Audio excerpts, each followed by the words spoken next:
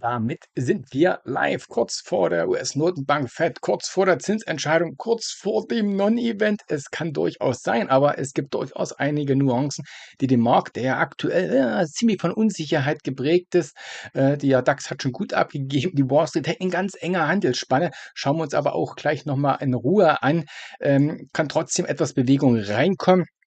Wir schauen gleich mal erstmal auf die Performance von guten Jerome Powell, bevor wir auf die Details gehen. Natürlich kurz mal zur Einteilung, Zeitplan, 20 Uhr gibt es den Zinsentscheid, 20 Uhr kommt dann auch der Begleittext heraus, und da seid ihr natürlich dann halbe Stunde später mit dabei zur Pressekonferenz, ne, das schalte ich dann um, da gibt es dann wieder die Pressekonferenz im O-Ton und hier im YouTube-Chat bringe ich dann jede Information, jede wichtige Keynote bringe ich dann auch in deutscher Sprache mit hinein, damit er gut informiert bleibt. Also in 10 Minuten haben wir erstmal den Zinsentscheid. Es wird was erwartet. Es wird erwartet, dass nicht viel passiert, dass man den Leitzins unverändert lässt, und zwar unverändert bei, die Fed hat immer so einen Zinsband, 4,25 zu 4,5%. Die EZB ist übrigens schon bei 2% angekommen. 3 ist schon fast gelogen, sind wir von 4% auf 2, also schon deutliche Zinssenkung, die wir hier sehen.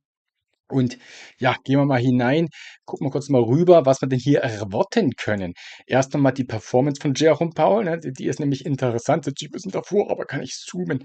Ja, hier zu sehen, alle, die da immer regelmäßig dabei sind, wissen das, und es passt auch ziemlich gut momentan mit Jerome Powell, dass er hier ist nochmal der Fed-Tag, letztendlich der heutige Handelstag abgebildet, immer wenn die letzte Notenbankentscheidung war.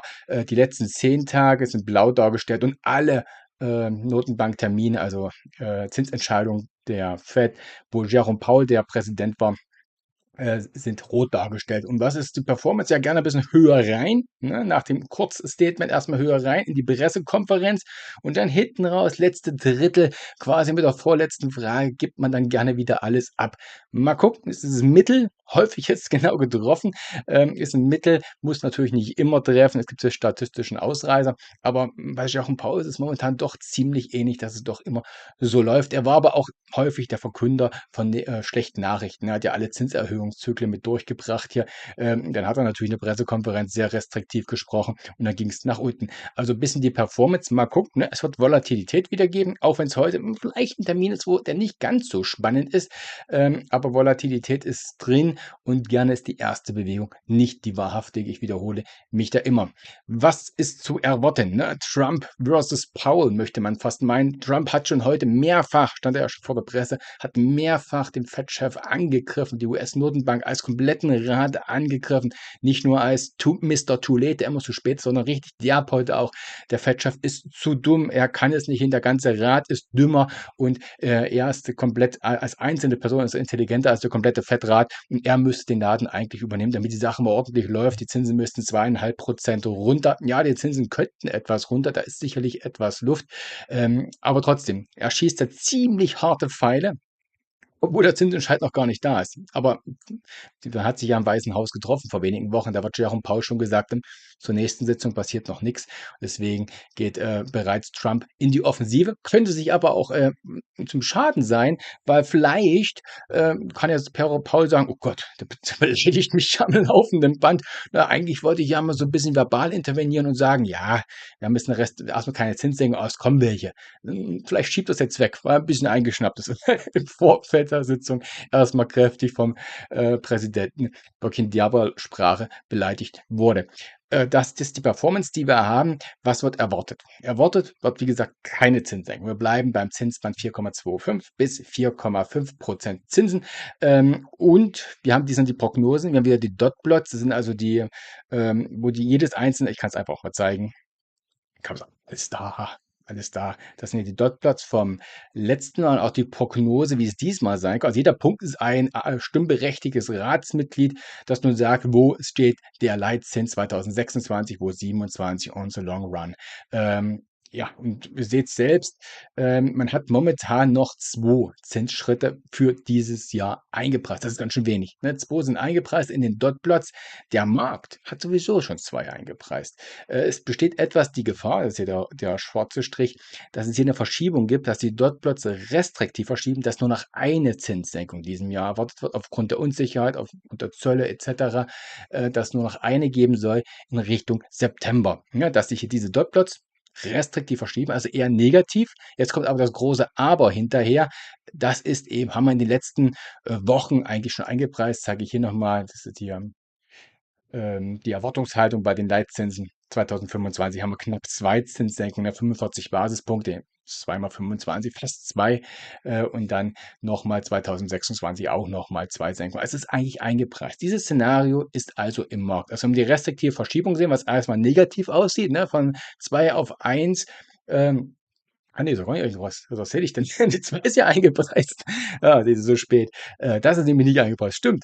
Also wenn man wirklich auf 1 geht, das wäre der negative Touch. Das wäre natürlich der negative Touch. Aber es ist, wir schwanken ja, seht ihr auch selbst, ne? Wegen Zölle. Wir haben in 14 Tagen, 14, aber ich gucke mal ganz genau an der Zeit. Am 8. ist es eine Zeit.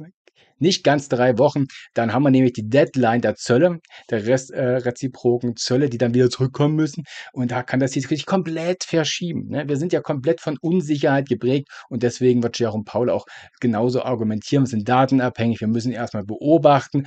Wenn es die restriktive Verschiebung gibt, die erstmal negativ daherkommt, bin ich mir ziemlich sicher, dass Powell, es sei denn, er ist jetzt angetriggert, weil, weil Trump ihn so beleidigt hat, dass so Pressekonferenz ja, vielleicht verbal sagt, ja, die Daten, die wir gesehen haben, ich fühle mich jetzt etwas wohler, das sind immer die gleichen kleinen Nuancen, die er dann bringt, etwas wohler, dass die, ja, dass man die Leitzinsen senken können, zeitnah senken können. Die Daten haben sich ja etwas, hier, die sehen, der City Economic Surprise Index, der misst, wie die Konjunkturdaten reinkommen auf der Ober- oder Unterseite, also negativ oder positiv überraschen. Ihr seht selbst, in letzter Zeit im Mai, Juni fast nur negativ überrascht.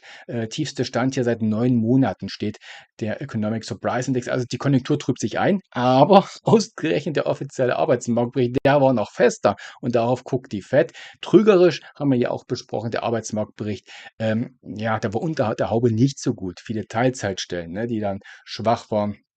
Revision der letzten beiden Monate. Also eigentlich nicht so gut. Mal gucken, ob er jetzt mehr auf die allgemeine Konjunktur schaut, der Fed-Chef, oder den Arbeitsmarktbericht wirklich hochhebt. Der Arbeitsmarkt ist stabil. Wir müssen jetzt mit den Zinsen nichts tun. Das wäre schon mal ein negativer Aspekt, den wir hätten. Also vom Punkt der Konjunktur, wenn er die allgemeine konjunkturelle Lage, und die ist eine Eintrübung, wenn er da drauf geht, wäre es eher positiv für den Markt, weil Zinssenkung möglich.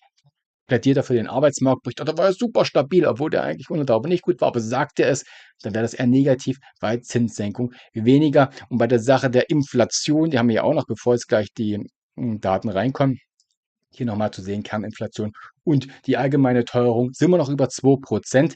Problem ist aber, obwohl wir jetzt rückläufig waren, die Prognosen, unter anderem auch von Goldman Sachs, die sagen, aufgrund der Zölle, selbst wenn die reziproken Zölle nicht zurückkommen, werden wir hier wieder einen Anstieg sehen Richtung 3,5%. Also hier so ein Haken in der zweiten Jahreshälfte. Wird darauf Powell zu sprechen kommen oder sagt er, oh, die letzten Inflationsdaten waren ja besser, wir haben Chancen zu senken. Ne? Darauf kommt es an. Ne? Also sagt er, oh, die Konjunkturdaten eher schlechter, senken. Oh, die Inflationsdaten sind ja fast am Ziel, also gut ins Ziel gelaufen, positiv, ne? Aber dreht er es leicht um und sagt, Arbeitsmarktbericht war gut, keine Senkung. Inflationsdaten, ja, waren gut, aber die Erwartungshaltung aufgrund der Zölle, viel Unsicherheit, Goldman Sachs Prognose 3,5%, das müssen wir lieber beobachten, wäre das wieder negativ. Ne? Das sind auf diese Nuancen wird es heute ankommen. Ich gucke mal ganz kurz, wollen wir gucken, ob die Leitzinsen heute wirklich nicht angetastet werden. Also die Wahrscheinlichkeit, dass sie angetastet werden, liegen bei ungefähr, ich glaube 1%, ne, ist die Wahrscheinlichkeit, dass hier heute was passiert.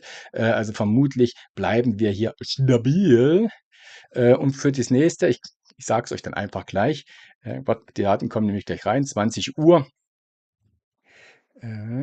20 Uhr, die Dotplots kommen dann auch gleich rein, die erzähle ich euch dann natürlich auch. Wie gesagt, 2 Zinssenkungen waren eingepreist, beziehungsweise waren die Daten, sage ich wieder, waren die Daten vom letzten Termin, wo die Dotplots und die Prognosen veröffentlicht wurden. Im Übrigen werden auch die Konjunkturprognosen veröffentlicht, werden auch spannend werden. So, jetzt haben wir noch 5 Sekunden. Leitzins müsste unverändert bleiben bei 4,5 beziehungsweise 4,25 bis 4,5. Mhm. So, was er Dings macht, der leichte Bewegung. Also Leitzins ist unverändert. Die Dotplots in der Tat verschoben. Ja, um 0,2% für ein Jahr. Ist die restriktive Anpassung. Ist genau das, was aber wirklich schon jetzt in den Flüsterschätzungen sowieso drin war, dass der Leitzins anstatt, also im nächsten Jahr für ein Jahr, statt bei 3,4% soll er bei 3,6% liegen. Da ist quasi so eine halbe Senkung, eine Dreiviertelsenkung ist da wieder rausgenommen. Und 2 Jahre Sicht liegt der Leitzins bei 3, von 3,1 bei 3,4. Aber das ist, wie gesagt, alles ziemlich genau in den Erwartungen. Vor allem wurden die Leitzinsen nicht angepasst. Wir gucken dann jetzt auch gleich mal, wie dann hier der Begleittext rauskommt. Da lese ich euch dann auch vor. Schauen wir einfach Stück für Stück, sind wir einfach live dabei. Ich gucke mal hoch, wie der Markt reagiert. Beziehungsweise gucke ich auch hier. Das sind Grafiken, die ich hier habe. Ja, erstmal ein kleiner Spike. Aber das passt ja übrigens auch gut zum Bild, ne? Das hat mir ja auch eigentlich alle, die jetzt neu reingekommen sind, die Performance von Jerome Powell noch mal ganz kurz gezeigt, ne? Dass er gerne sagt, gerne ist 20 Uhr, ne? 14 Uhr ist jetzt in den USA, sieht man den ersten Spike, dann geht's gerne noch mal ein bisschen zurück und dann mit der Pressekonferenz geht's noch mal hoch und dann hinten raus, das ist Jerome Powells Performance, ne? Von allen seinen Meetings, da verliert er hinten raus, gibt er dann gerne wieder. Haben wir wirklich häufig gesehen, dass das Muster irgendwie so passt, ist schon etwas merkwürdig, aber das passt momentan. Wie gesagt, alle Keynotes erstmal komplett in den Erwartungen. Deswegen die Bewegung ist jetzt auch nicht gigantisch. Wir haben jetzt einen kleinen Sprung gesehen, aber meine Güte, ne, das ist ja nicht nennenswert. Wie viel ist denn das gewesen hier? Können wir das hier mal gucken? Ähm, ja, 0,2%. Also, das ist nicht viel, ne? Und ein bisschen kommt er nun auch schon wieder zurück. Wir müssen gucken, was gleich im Begleittext kommt. Die Algos sind da immer etwas schneller. Ähm, okay. Die Dotplots, ja, sagen immer noch 50 Basispunkte im Mittel 2025 noch drin. Das war der leicht positive Punkt. Das war der leicht positive. Man, leichte Anpassung haben wir, aber es reicht eben noch für 2 Zinssenkungen. Im Mittel, es war der kleine Sprung, aber es war wirklich minimal. Ne, es ging wirklich auf die Kommazahlen, deswegen ja, 0,2% hoch und jetzt gleich schon wieder abgegeben. Das ist wirklich, es sind Nuancen, da ist ein Algo mal kurz reingesprungen.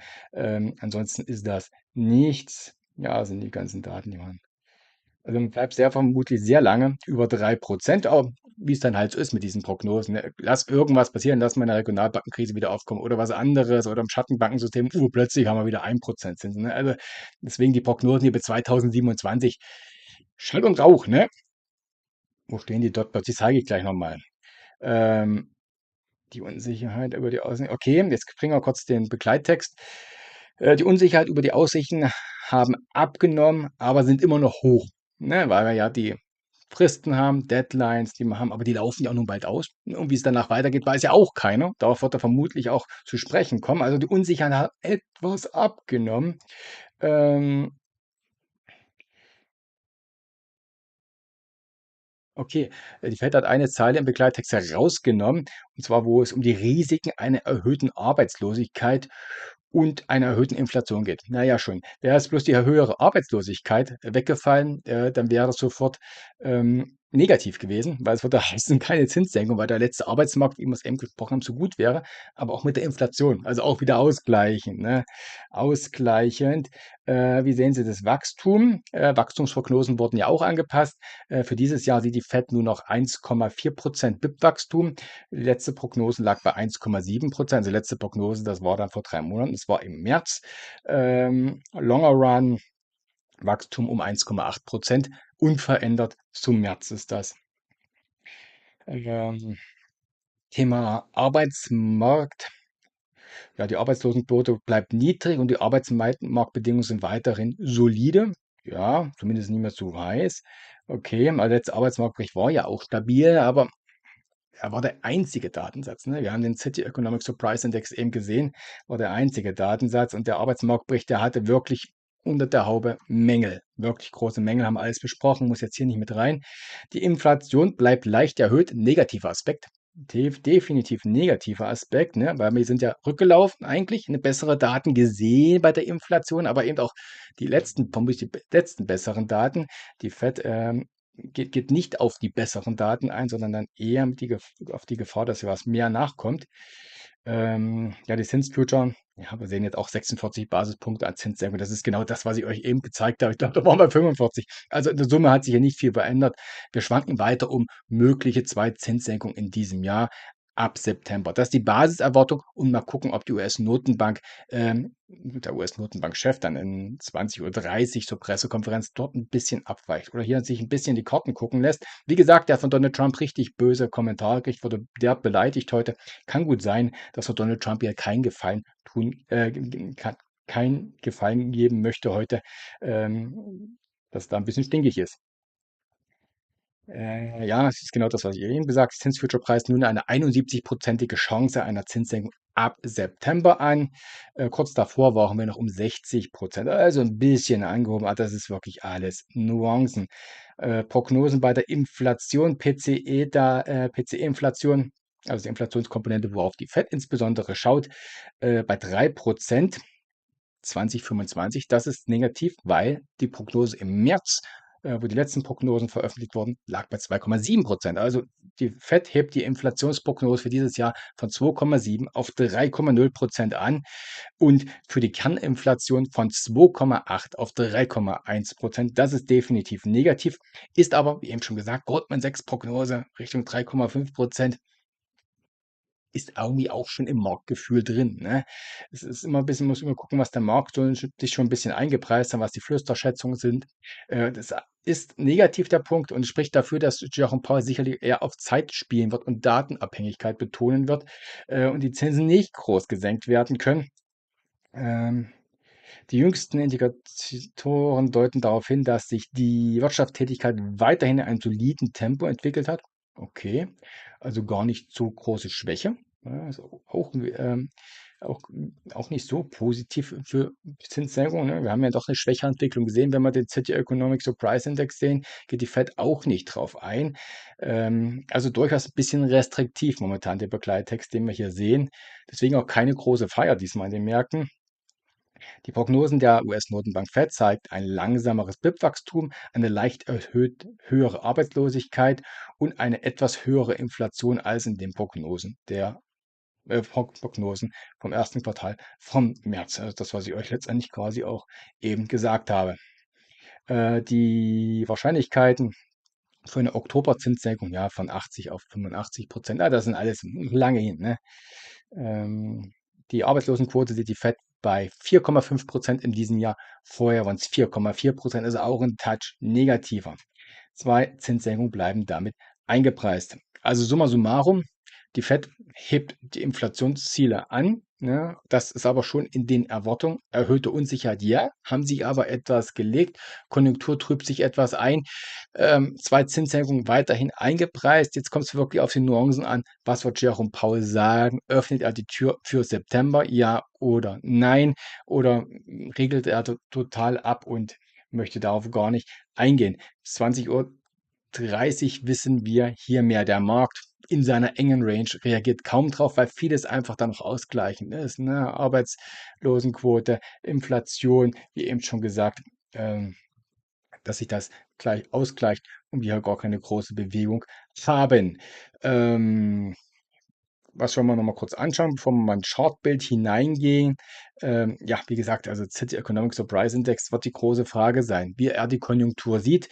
Eintrübung, ja, haben wir ja gerade gesehen, aber nicht so stark. Rezessionssorgen definitiv nicht, sind momentan noch unangebracht.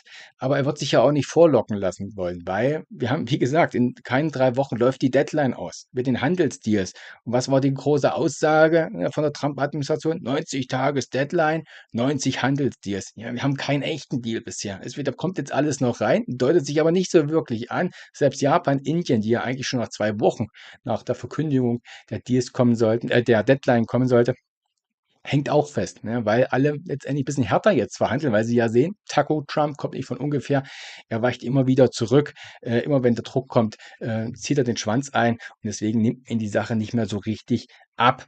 Ja, Welche haben wir noch? Ein bisschen mal auf die Saisonalität vielleicht gesprochen. Weil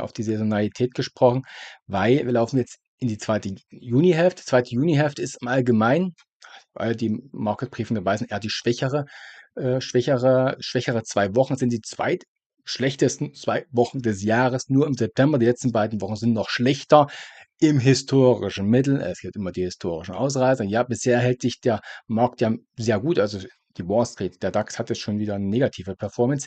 Aber das kann sich jetzt ein bisschen ändern. Hier nochmal die Buybacks in ihrer Summe, wie sie dann ausgelöst werden. Wir laufen in die Blackout. Seit Montag beginnt die Blackout-Periode, wo die Aktienrückkäufe, die größten Käufer an der Börse sind die Unternehmen selbst, wo die Rückkäufe rückläufig sind, beziehungsweise dann ja, im Juli, seht ihr ja selbst unten auch, sind sie dann komplett in der Blackout-Periode, dürfen nicht mehr ausgeführt werden. Also in den nächsten 2 Monate fällt hier ein wichtiger Käufer weg. Ne? Zusätzlich haben wir die CTAs, die momentan nicht kaufen, abwarten, beziehungsweise haben wir irgendwie einen Abwärtstrigger, beziehungsweise zum Beispiel die 200-Tage-Linie im S&P 500 gucken wir gleich mal drauf, sind die auf der Verkäuferseite und nicht zu wenig. Also hier fehlen etwas die Käufer momentan und auch die Pensionsfonds. Wir laufen ja den Quartalsschluss hinein. Hier die Grafik von UPS, die sagen, das werden mit die größten Verkäufe der Pensionsfonds der letzten Jahre sein. Also sind groß die Verkäufer und das kann ab der nächsten Woche bereits, können die ersten Verkäufe auch reingreifen. Wir haben momentan ein kleines Käuferproblem.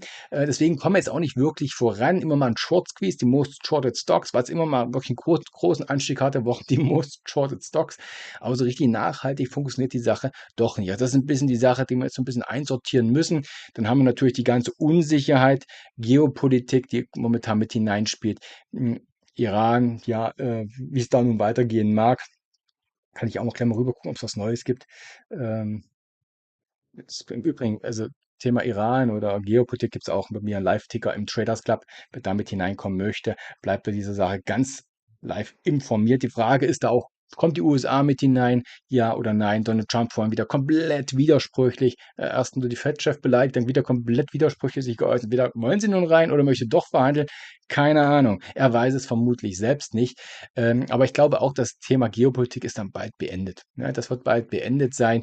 Es sei denn, Straße von Hormuz, ihr wisst das selbst, machen die Iraner zu, weil sie sich in die Enge gedrängt fühlen, weil sie müssen ja irgendwie raus. Sie müssen ja irgendwie raus. Militärisch kommen keine Raketen zurück mehr, sind wahrscheinlich zu sehr geschwächt. Was haben sie noch für Möglichkeiten? Ja, tritt er ab, der höchste Führer von Iran? Ja oder nein? Eher nein. Wird sich ja nicht opfern wollen. Man hatte eigentlich bloß nur wirtschaftliche Möglichkeiten und eigentlich möchte man Straße von Hormuz nicht schließen, greift man eben auch Verbündete mit ein, schädigt die, beziehungsweise ist auch eine Einladung für die USA. Ja, wenn sie hier die Sache verminen oder so oder blockieren, dann greift die USA an. Also man ist ja etwas in der Falle, aber wenn was geopolitisch noch passieren soll, außer ein bisschen Unsicherheit, vielleicht ein finaler Wisch auf der Unterseite, dann braucht es wirklich eine Blockade von der Straße von Hormuz. Ansonsten ist das Thema ganz schnell wieder weg. Ne? Nahe Osten, schlimm, was alles passiert, aber es ist dann nicht mehr, also ich sage immer, da verkauft Elon Musk keinen Tesla weniger. Ne? Es wird nur relevant, wenn wirklich die Energielieferung, Öllieferung hier wirklich blockiert werden und es läuft sehr viel über den Persischen Golf. Das soll kurz geopolitisch erwähnt sein. Haben wir sonst noch einen Punkt, den ich kurz erwähnen möchte, bevor wir kurz ins Shortbild hineingehen? Ja, also wie gesagt, es fehlen ein bisschen die Verkäufer jetzt. Die Verkäufer fehlen momentan auch noch. Wird immer wieder aufgekauft. Am ersten Support als TTEs, Buybacks, Pensionsfonds, Saisonalität hatte ich schon erwähnt. Geopolitik war auch ein bisschen jetzt dominant. Ich glaube, wie gesagt, das ist bald in den Hintergrund wieder, weil wir haben ja ein anderes Thema, was es komplett überdeckt hat alles. Ne? Das Handelsthema, das war ja eigentlich das dominante Thema, Zölle etc., komplett überdeckt durch die Geopolitik und die Uhr tickt eben weiter. Am 8. Juli ist die Deadline.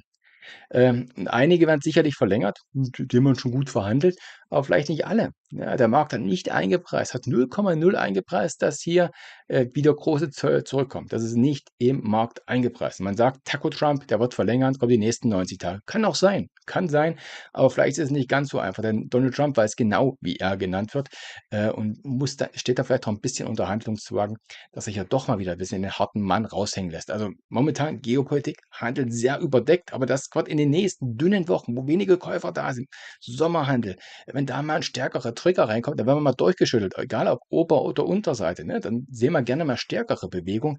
Das ist dann passend dazu. Wie gesagt, 'n wichtiger Trigger steht da an, 'ne wichtige Meldung zumindest steht an, wie weiter verfahren werden soll. Gut, haben jetzt noch 15 Minuten. Ich gucke kurz, ob was Neues noch reinkommt. Leitzinsen hängen ja fest bei der Fed. Kann ich euch das hier auch noch zeigen. Die Bilanzreduzierung läuft im Übrigen weiter. Und sogar ein bisschen weiter als bei der EZB. Ich muss kurz gucken, habe ich das so groß gemacht. Vom Bildschirm zum Bildschirm springen wir. Hier seht ihr jetzt die Leitzinsen, ne, wo wir sind. Wir sind ja schon gewesen bei 5,5, jetzt sind wir bei 4,5 dem Band. Und ja, die EZB, wie gesagt, sind wir schon bei 2. Also wir hängen jetzt schon ein bisschen fest. Wir haben ja gut begonnen. Aber auch so sehen die Bilanzsumme. Meine Güte, hier war der Liquiditätsexzess zu Corona nicht mehr das Niveau um zur Hälfte abgearbeitet. Also wir werden ja Normalisierung bekommen wir hier nicht mehr hin. Ähm,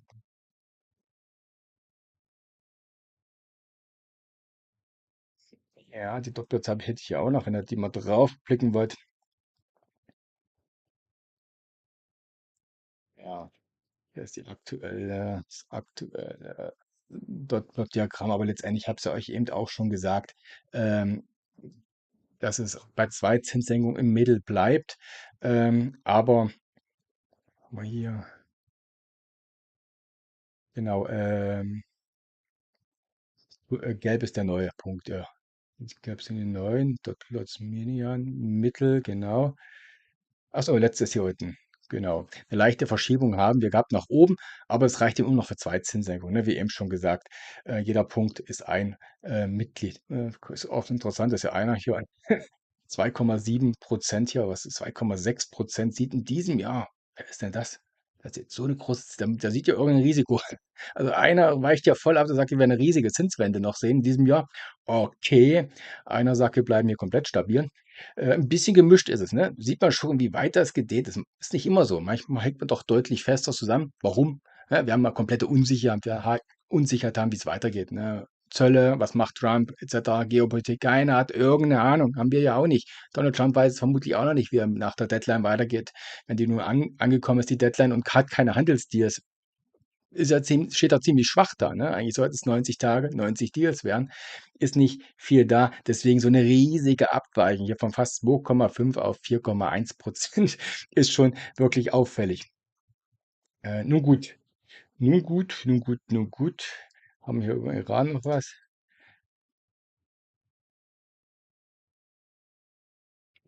Das Satellitensignal im Iran wurde gehackt. Es laufen nur noch von davon läuft jetzt hier Propaganda gegen das Regime.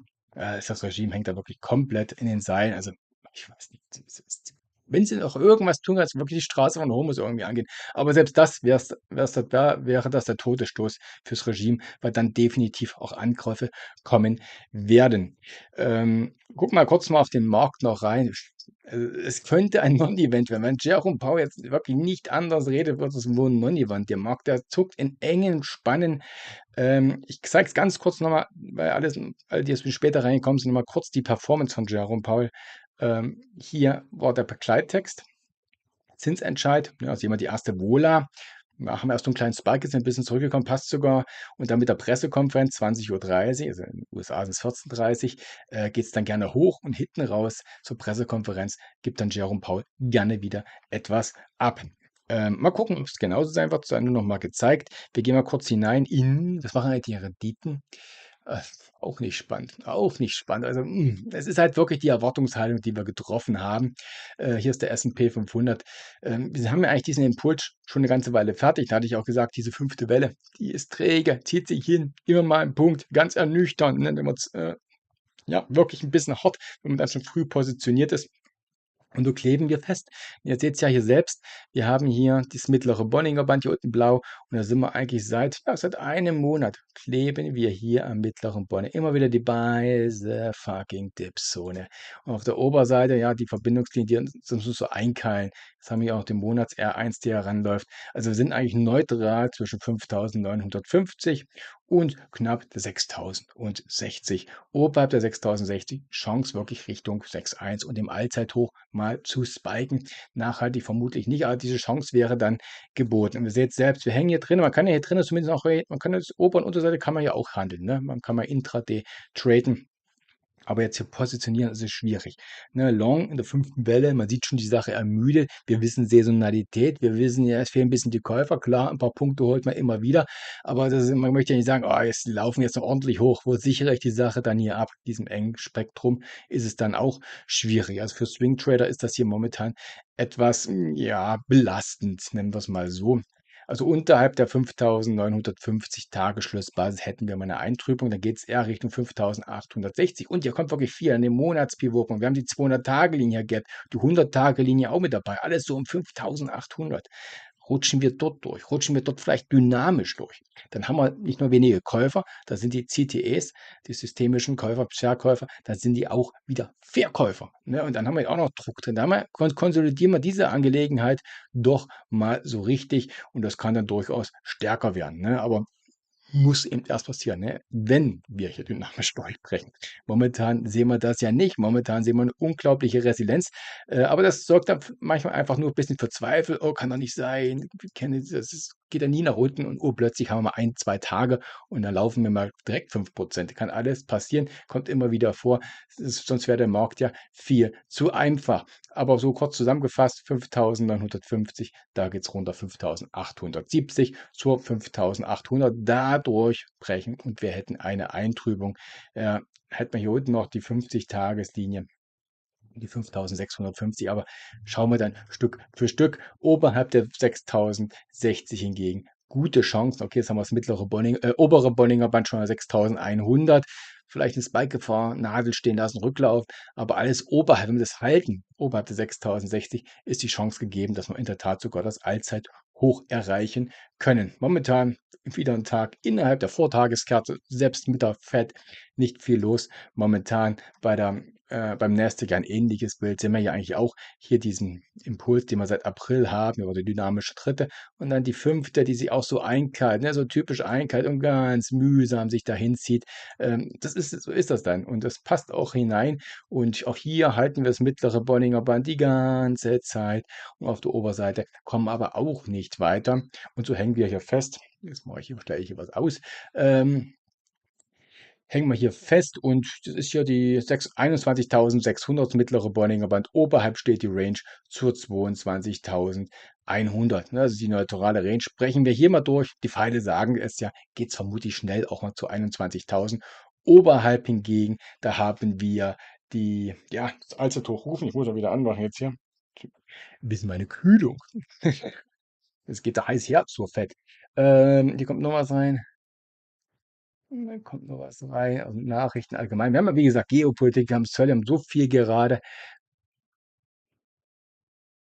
Okay, die US-Botschaft in Israel schließt und evakuiert das Personal. Kein gutes Zeichen.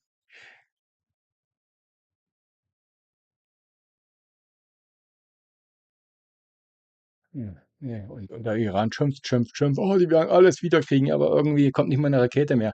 Ne, sie sind mal, äußern sich auch sehr offensiv, aber sie haben, um mit Donald Trumps Worten zu sagen, sie haben nicht mehr die Karten in der Hand. Ähm, Danke, J. Ehlers. Vielen Dank fürs Lob. Ab und zu gucke ich auch mal in den Chat hinein. Ähm, ja, also das ist hier der DAX, der Nasdaq und der S&P 500, die wie gesagt eng stehen in den letzten Wochen. Wir brauchen hier eine Dynamik. Sieht komplett resilient aus, aber das ist wie gesagt gerade die fünfte Welle hier oben. Genau so sieht man das gerne. So kommt es dann häufig von. Dann plötzlich haben wir so eine Tageskerze drin. Da fragt, wie kann das sein? Und man aus dem Nichts heraus dann hat man plötzlich diesen Impuls und wir haben die Einleitung in die Konsolidierung und dann die ersten Schritte, die zeigen uns dann den Weg, wie es weitergehen wird. Beim DAX, der hatte schon mehr gegeben, ne? Der hatte wirklich gut abgegeben, auch direkt abgegeben, ne? Hat natürlich auch eine mega Rallye gesehen. Der Spitze ist er hier, ne? Seit dem April tief sind wir von 18.500 gekommen. Das ist jetzt der Future, aber von 18.500 gekommen, sind über 30, ich glaube im Xetra-DAX um 33%. Nee, 33, was 30? Oh, ich muss lügen. Ich glaube, über 30% waren wir so, also deutlich über der Jahresperformance vom letzten Jahr. Äh, also von der Erholung. Ich muss das ein bisschen einsortieren. Von der Erholung, Tiefpunkt April, über 30%. Jahresperformance 1. Januar ist dann paar 20%. Also ich war mal, glaube ich, 28% waren wir da mit dabei. Ähm, ja, und so stehen wir hier fest, haben wir schon ein bisschen konsolidiert, haben wir diesen Keil verlassen. Ne? Hier haben wir auch das Gleiche, gab Geschiebe im Keil, urplötzlich Abwärtsdynamik dabei und da geht es ja schon los. Der Grund war, das war die EZB. Ne? War die EZB, weil äh, Zyklusende. Zyklusende, fertig mit Senkungen und seitdem war der Underperformer. Ne? Das mag man so gar nicht. Haben das mittlere Bollinger Band, war ja auch immer Buy the Dip drin. Erinnert euch gerade an den US-Chart, Buy the Dip, mittlere Bollinger, Buy the Dip und irgendwann eben nicht mehr. Ne, jetzt sind wir hier unten unterwegs. Ich habe es heute schon im Traders Club gesagt. Ein bisschen sieht es danach aus, dass wir noch so einen finalen Wisch brauchen, so vorerst finalen Wisch. Denn diese Bewegung, die wir hier haben, ist erstmal eine ziemlich direkte Bewegung.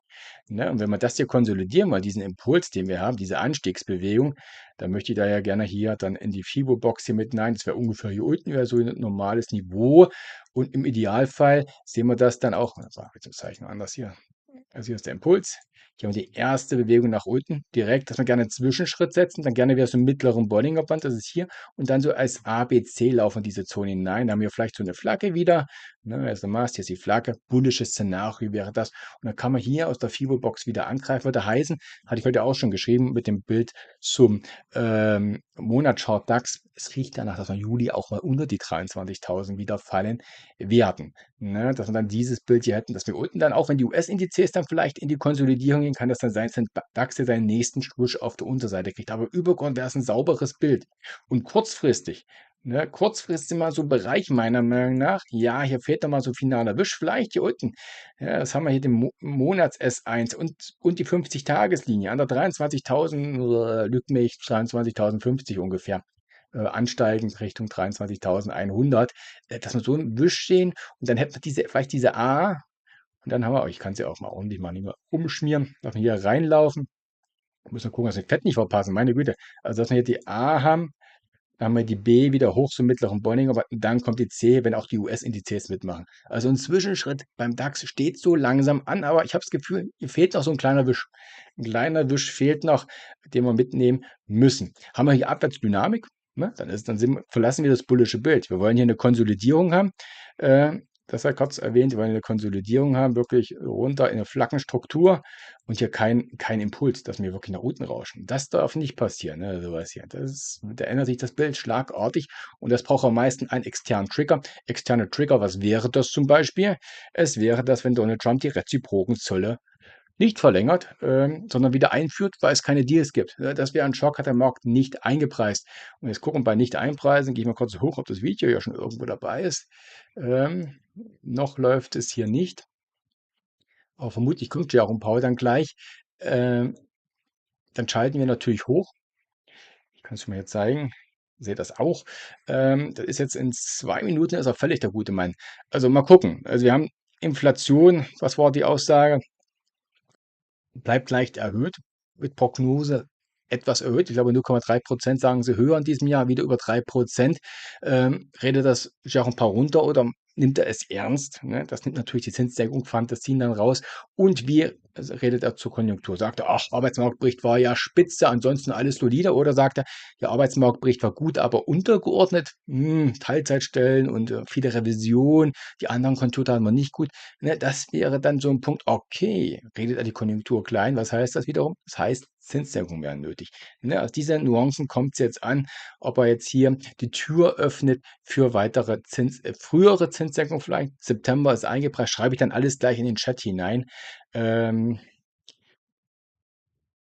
Ist eine schwierige Woche, Elas. Genau, ja, stimmt, der große Verfallstermin spielt auch noch rein. Morgen die US-Börsen im Übrigen im Feiertag. Die Futures sind aber verkürzt geöffnet. DAX wieder Long-Potenzial, Barsaman, habe ich ja gerade gesagt. Ne? Also vermutlich brauchen wir noch einen kleinen Wisch und dann kann in einer Konsolidierung ein Zwischenschritt drin sein. Ich glaube nicht, dass wir schon zum Allzeithoch laufen. Das glaube ich nicht. Ich glaube, wir sind in der Konsolidierung. Der DAX ist momentan der Underperformer, Zyklusende. Und dass wir im besten Fall wirklich dann nur als so ABC-Bewegung, Flaggenstruktur, wo, wie gesagt, ein Rücksetzer Richtung mittleres Bollinger Band wäre drin und dort könnte man zum Beispiel wieder ein Short-Setup hineinsetzen. Aber das können wir dann Stück für Stück anschauen, beziehungsweise poste ich das dann im Traders Club. Gut, was ist denn los mit Jerome Powell? Es ist doch schon so weit. Oder wird man, nee, na gut, wenige Sekunden. Also ich schalte mich dann gleich leise, wenn der gleich kommt, der gute Mann, und wir schalten Jerome Powell laut, und dann alle Informationen poste ich dann in deutscher Sprache in den YouTube-Chat hinein. Ne, seid ihr gut informiert. Da ist er schon da. Noch nicht, gleich geht die Tür auf. Also ich gehe schon mal rein, ich mache mich leise und da ist er nämlich. Bis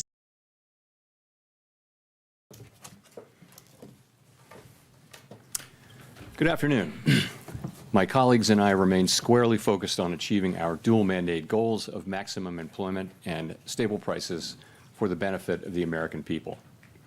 Despite elevated uncertainty, the economy is in a solid position.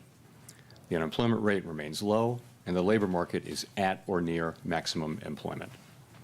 Inflation has come down a great deal, but has been running somewhat above our 2% longer run objective.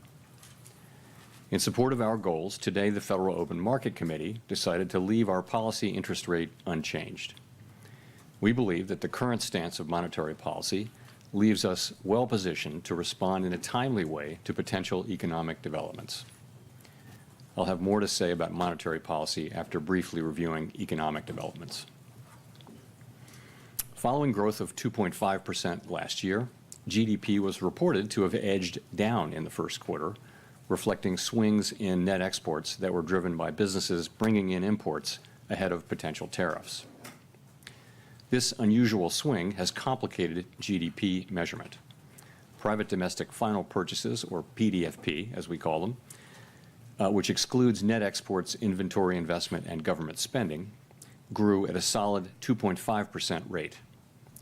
Within PDFP, growth of consumer spending moderated, while investment in equipment and intangibles rebounded from weakness in the fourth quarter. Surveys of households and businesses, however, report a decline in sentiment over recent months and elevated uncertainty about the economic outlook, largely reflecting trade policy concerns. It remains to be seen how these developments might affect future spending and investment.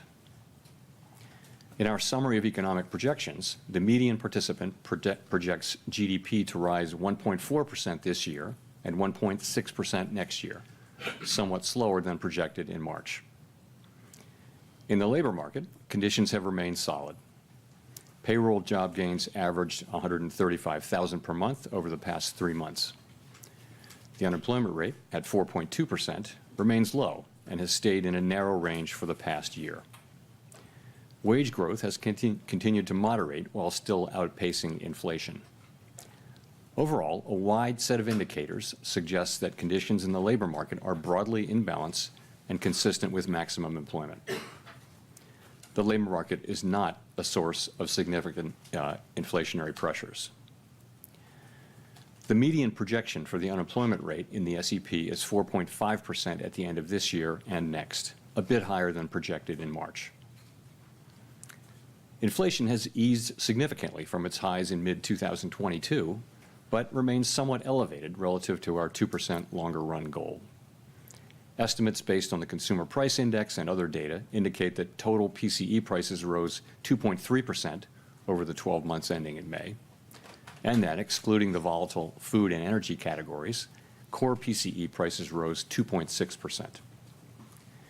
Near-term measures of inflation expectations have moved up over recent months, as reflected in both market and survey-based measures. Respondents to surveys of consumers, businesses, and professional forecasters point to tariffs as the driving factor. Beyond the next year or so, however, most measures of longer-term expectations remain consistent with our 2% inflation goal.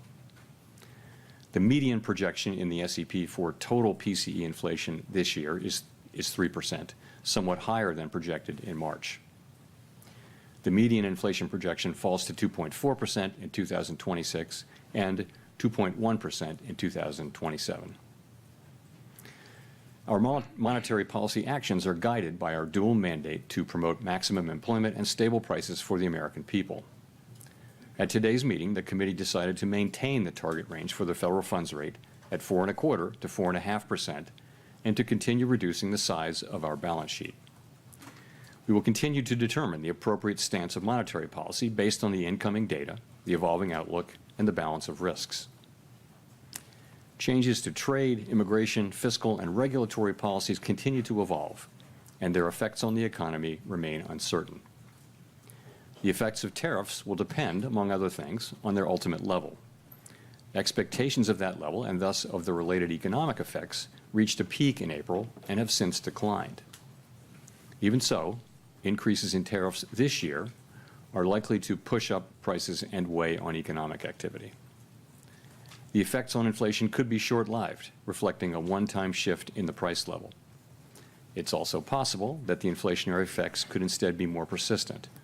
Avoiding that outcome will depend on the size of the tariff effects, on how long it takes for them to pass through fully into prices, and ultimately on keeping longer-term inflation expectations well anchored. Our obligation is to keep longer-term inflation expectations well anchored and to prevent a one-time increase in the price level from becoming an ongoing inflation problem. As we act to meet that obligation, we will balance our maximum employment and price stability mandates, keeping in mind that without price stability, we cannot achieve the long periods of strong labor market conditions that benefit all Americans. We may find ourselves in the challenging scenario in which our dual mandate goals are in tension. If that were to occur, we would consider how far the economy is from each goal and the potentially different time horizons over which those respective gaps would be anticipated to close. For the time being, we are well positioned to wait to learn more about the likely course of the economy before considering any adjustments to our policy stance. In our SEP, FOMC participants wrote down their individual assessments of an appropriate path for the federal funds rate based on what each participant judges to be the most likely scenario going forward. The median participant projects that the appropriate level of the federal funds rate will be 3.9% at the end of this year, the same as projected in March. The median projection declines to 3.6% at the end of next year and to 3.4% at the end of 2027, a little higher than the March projection. These individual forecasts are always subject to uncertainty, and as I've noted, uncertainty is unusually elevated. And of course, these projections are not a committee plan or decision. At this meeting, the committee continued its discussions as part of our 5-year review of our monetary policy framework.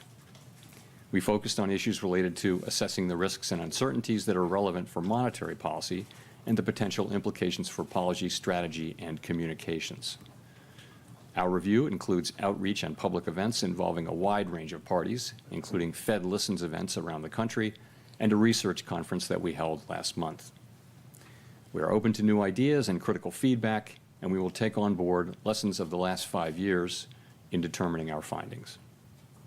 We intend to wrap up any modifications to our statement on longer-run goals and monetary policy strategy by late summer. After that, we will consider enhancements to our suite of communications tools, including the SEP. The Fed has been assigned 2 goals for monetary policy: maximum employment and stable prices. We remain committed to supporting maximum employment, bringing inflation sustainably to our 2% goal, and keeping longer-term inflation expectations well anchored. Our success in delivering on these goals matters to all Americans. We understand that our actions affect communities, families, and businesses across the country. Everything we do is in service to our public mission, and we at the Fed will do everything we can to achieve our maximum employment and price stability goals. Thank you. I look forward to your questions. Colby. Thank you. Colby Smith with the New York Times. To what extent has the more limited impact from tariffs at this stage on inflation changed your view on what the ultimate economic fallout will be from these policies and the timing of when they will materialize in the data? So we've had 3 months of favorable inflation readings since the high readings of January and February, and that's, of course, highly welcome news. Part of that just is that services, core services, both housing services and non-housing services, have really been grinding down toward levels that are consistent with 2% inflation. So that's the good news. We've had goods inflation just moving up a bit, and of course we expect, as you point out, we do expect to see more of that over the course of the summer. It takes some time for tariffs to work their way through the chain of distribution to the end consumer. A good example of that would be goods being sold at retailers today may have been imported several months ago before tariffs were imposed. So we're beginning to see some effects, and we do expect to see more of them over coming months. We do also see price increases in some of the relevant categories like personal computers and audiovisual equipment and things like that that are attributable to tariff increases. In addition, we look at surveys of businesses, and there are many of those, and you do see a range of things, but many companies do expect to put all or some or all of the effective tariffs through to the next person in the chain, and ultimately to the consumer. Today, the amount of the amount of the tariff effects, the size of the tariff effects, their duration and the time it will take are all highly uncertain. So that is why we think the appropriate thing to do is to hold where we are as we learn more. And we think our policy stance is in a good place where we're well positioned to react to incoming developments. So in terms of how we should interpret the rate cuts penciled into the SEP, is this reflecting that there's this expectation that underlying inflation will just stay well enough contained that allows the committee to eventually move ahead with those cuts? Or is it about responding to a deterioration in economic activity, let's say? I mean, how should we make sense of the forecast? So if you look at the forecast, you will see that people do generally expect inflation to move up and then to come back down. But we can't just assume that. Of course, we don't know that. And our job is to make sure, one of our jobs is to make sure that a one-time increase in inflation doesn't turn into an inflation problem. And that, again, that will depend on the size of the effects, how long it takes for them to come in, and ultimately on keeping inflation expectations anchored. Hi, and thanks, Chairperson. Howard Schneider with Reuters. If you look at the rate path starting in December to today and adjusted over the full time horizon you've got there, you've taken about a quarter point per year out of your projected path, and you end at a higher rate at 2027 than you would have in the prior forecast. Is that a result of a sense that tariffs will lead to more persistent inflation? Is it a result of reassessments of where your short-term neutral rate is? Why are you on a slower path now? So I would focus most on the nearer term. As you get out to the later years, it's hard for anybody to know where the economy is going. You didn't see people moving their longer term, estimate of the neutral rate, for example, at this meeting. So and those things are probably slow moving. So I think if you look at what's happening here since March, this is since March, right? You see a little slower growth, just a tiny tick up, a 1/10 tick up in unemployment, and you see inflation moving up 0.3. And by the way, it was a similar move from the December SEP to the March. So that's what you see. You see the effects of tariffs. I think we learned in April, after the March meeting, that substantially higher tariffs were likely. And then since then, the estimates of where the tariffs will be have actually moved back down, although still at an elevated level. So we're adapting in real time. And what you see is an accumulation of individual assessments. But you say in the statement that risks have diminished on that front, but the July 9th, drop dead date for all the Liberation Day tariffs is still out there and unresolved. You've got now exchange of missiles between two Middle East adversaries with a possible U.S. involvement. How can you justify saying that risks have diminished? So what we said was that uncertainty uncertainty about the economic outlook has diminished but remains elevated. Many surveys say that. They do. So and that's actually a line from the Teal book, which you can see in 5 years. Remember to check that. Maybe the world will be over. No, but if you think about it, tariff uncertainty really peaked in April, and since then has come down, and that's really what that's just acknowledging. It's diminished, but still elevated.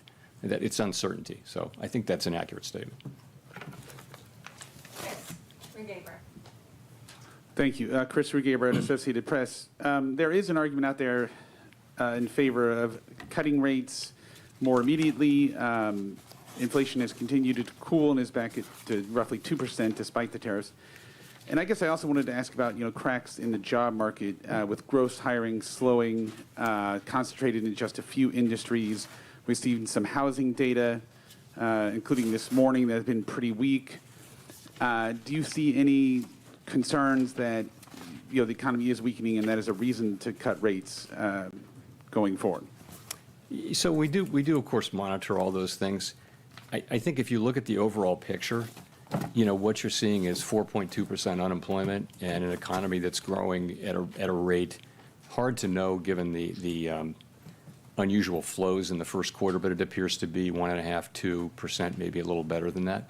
Sentiment has come up off of its very low levels. It's still depressed.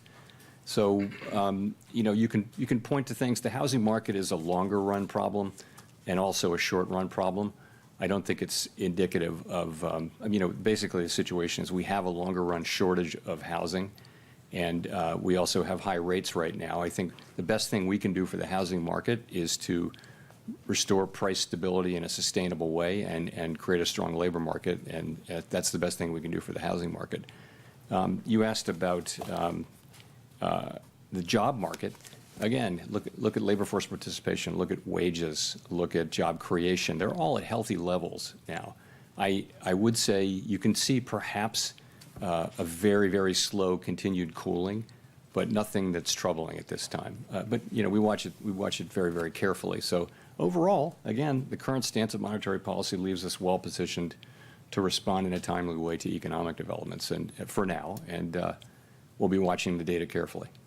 Well, just quickly on, given that there are concerns inflation will rise, but there is the alternate scenario that tariffs would create demand destruction and slow growth sufficiently, and that would perhaps keep a bit of a lid on inflation.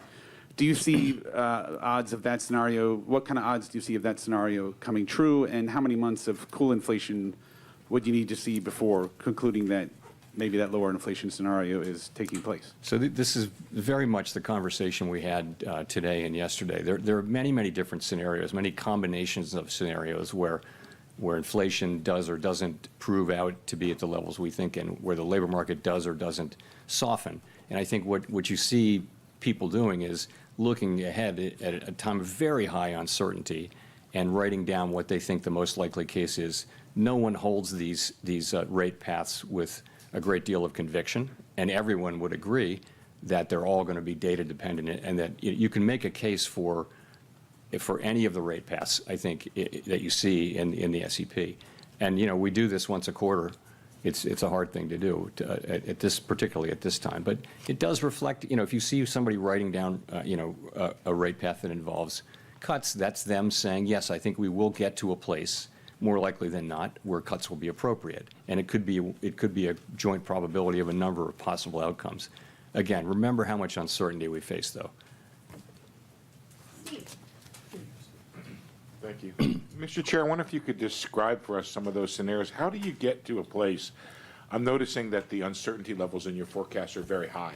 How do you get to a place where you have the confidence in the outlook for, say, inflation and or growth or the unemployment rate? How many months does it take, and what do you want to see in the data to get to that level of confidence to actually reduce rates off the restrictive level? So it's very, very hard to say when that will happen. We know that the time will come. It could come quickly. It could not come quickly.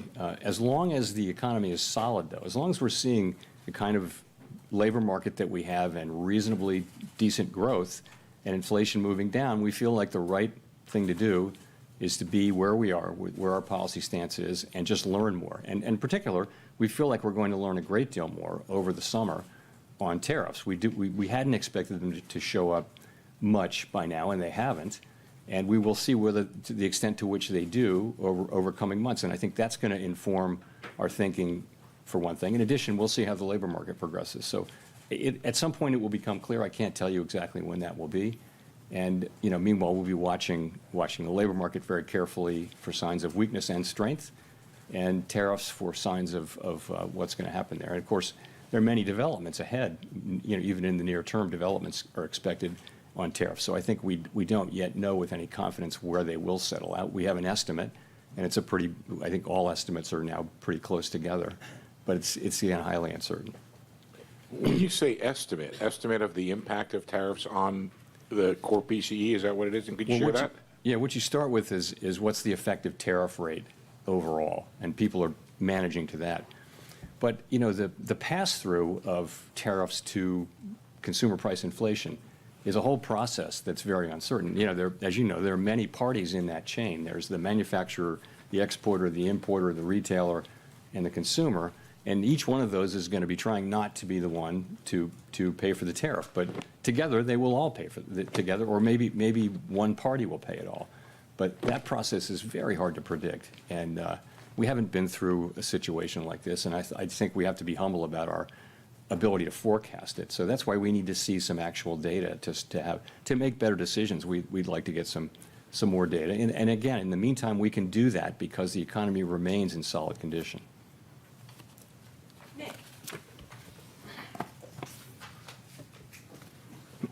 Nick Tamarosa, the Wall Street Journal.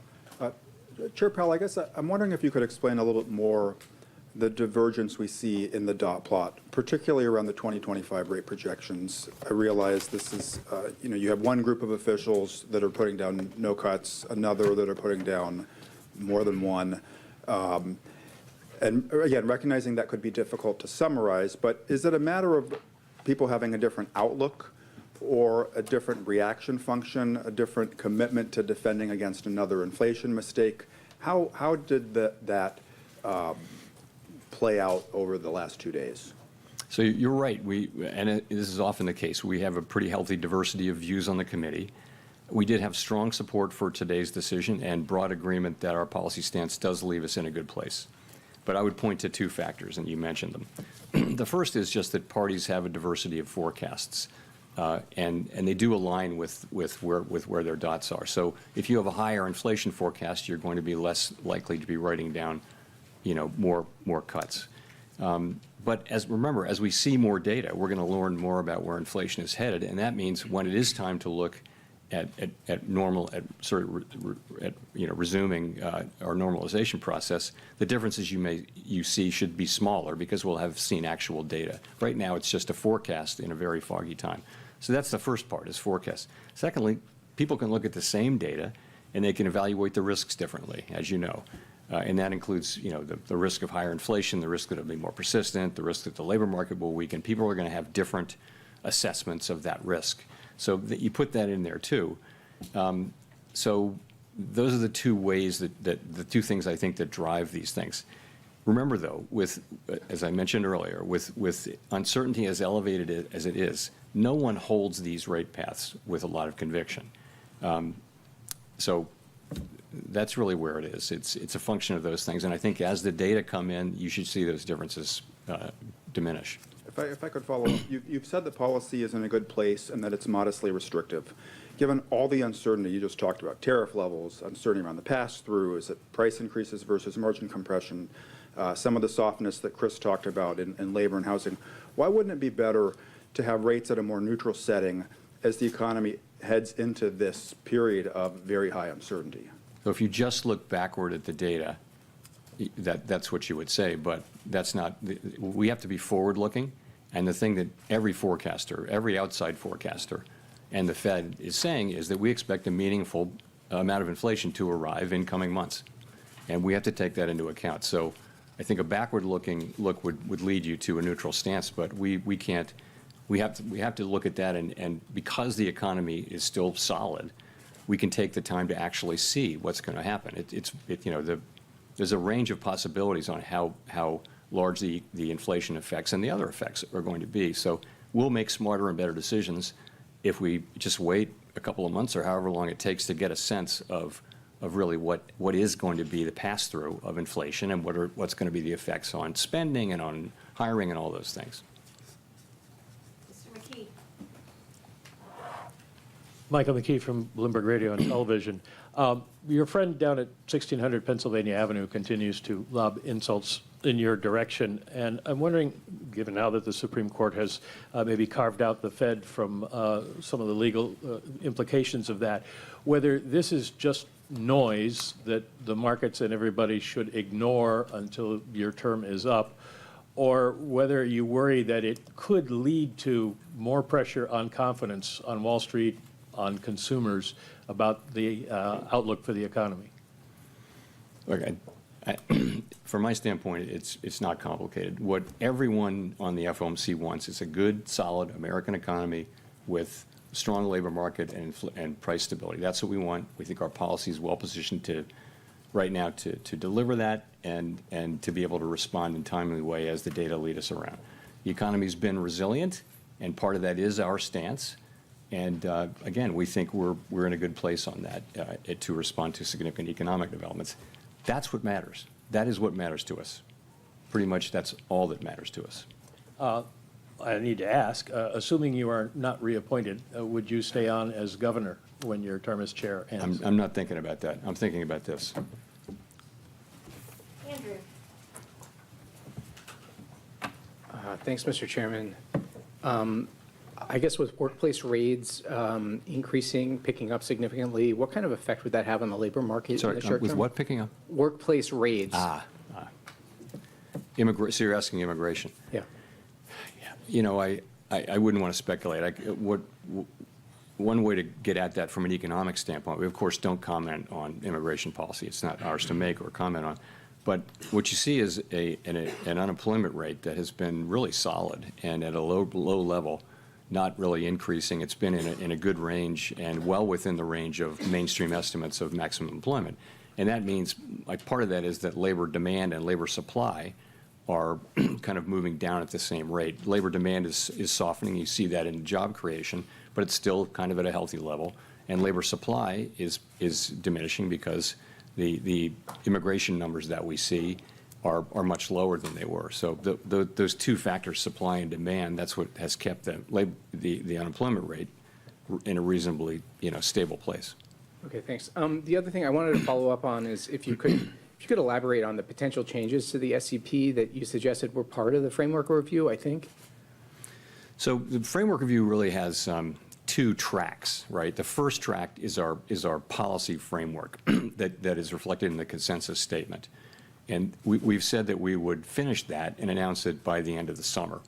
So we're well along in that process. We've had the meetings that we need to have, and we're now going to be going into, into discussions about, specific changes to language. So that's the framework part of it. The second part of it is our communications tools and practices. Pardon me. And that part comes next. Okay, that's what we're going to do in the meetings this fall. Actually, what we did at this meeting, though, is we sort of prepared the ground for that. We had a meeting where we talked at a high level about a number of ideas. The SEP is part of it. Many other ideas. It's sort of how do we think our communications can be improved? There are a number of ideas. People offered a really it was a great conversation.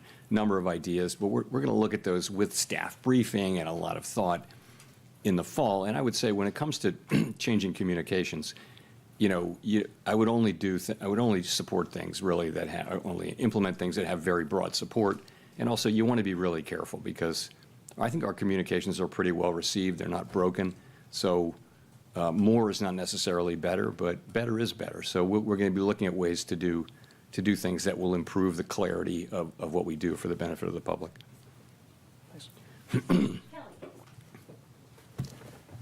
Thanks, Chair Powell. Kelly O'Grady, CBS News. You're famously known as the guy that makes decision based on data instead of speculation. You've said today the inflation data is in a good place. We don't know how tariffs are going to impact prices going forward. That's uncertain.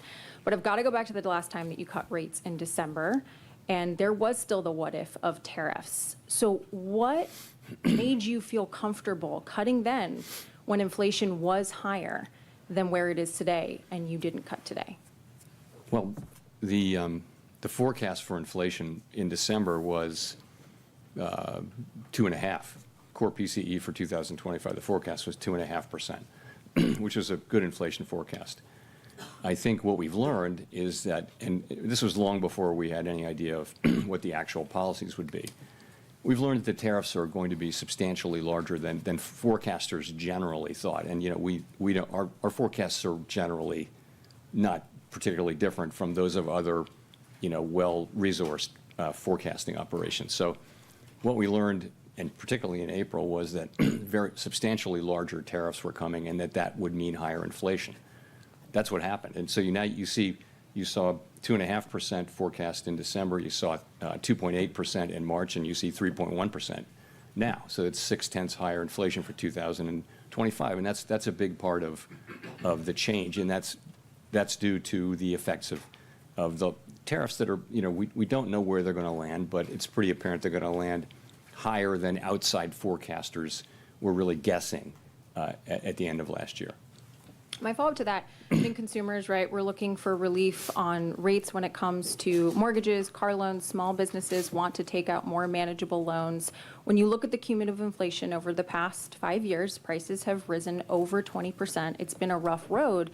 So what is the tipping point then for the wait and see approach in terms of how much it's going to help versus when it hurts the American consumer? Well, I mean, we're trying to restore price. The best thing we can do for the public that we serve is restore price stability.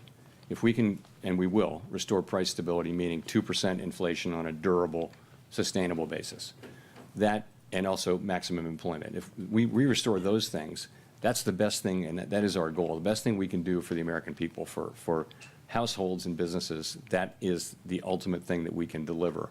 And they can make their decisions without having to think about inflation all the time. So in the meantime, we have to keep rates high to get inflation all the way down. They're not very high, let's be honest.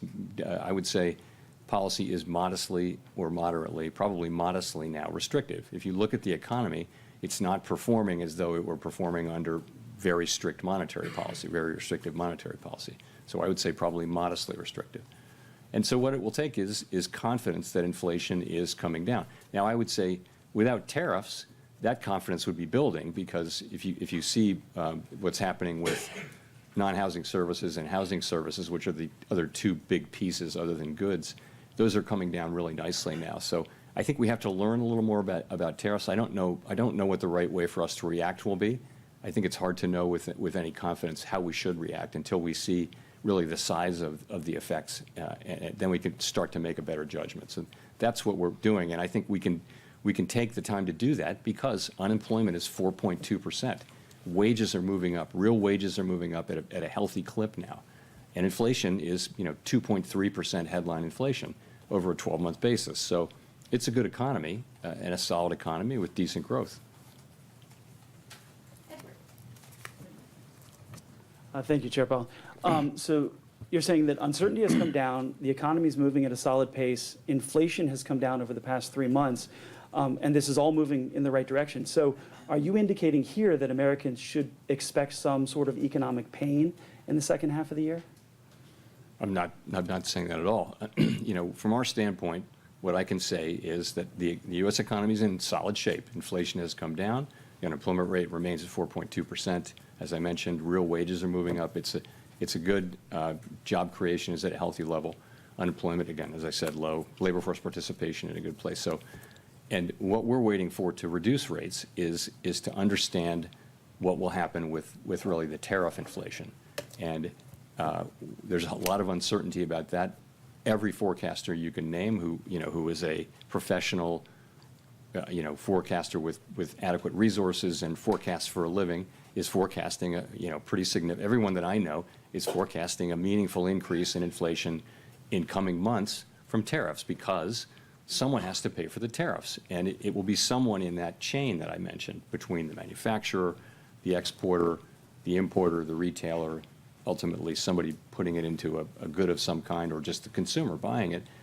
And all through that chain, people will be trying not to be the ones who pick up the cost, but ultimately the cost of the tariff has to be paid, and some of it will fall on the end consumer. We know that because that's what businesses say, that's what the data say from past. So we know that's coming, and we just want to see a little bit of that before we make judgments prematurely. And follow up on that, so you spent years ago talking about how you're data dependent, and be a little more direct on this. Now you're making decisions looking forward. Doesn't the data you're seeing today indicate there should be a rate cut? No, I mean, your monetary policy has to be forward-looking. That is elementary. You've got to be looking. I always talk about the incoming data, the evolving outlook, and the balance of risks. That we say that over and over and over again, right? So it's always forward-looking. If you know, at the very beginning of the pandemic, we cut rates to zero immediately. Nothing had happened. We just knew that it was going to be really bad, right? So we took very aggressive forward-looking because we knew things were going to be unusually difficult. So, of course, this is something we sort of know is coming. We just don't know the size of it. And again, the economy seems to be in solid shape. So the labor market's not crying out for a rate cut. Businesses, were in a bit of shock after April 2, but you see business sentiment, you talk to business people now, there's a very different feeling now that people are working their way through this, and they understand how they're going to go, and it feels much more positive and constructive than it did 3 months ago, let's say. So again, we think that our current stance of monetary policy is in a good place.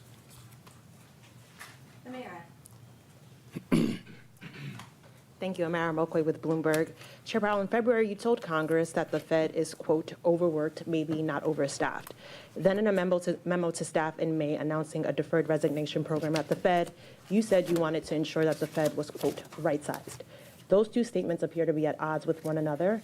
Could you explain what changed in the roughly 3 months between those statements that made you decide that staff levels at the Fed should decline?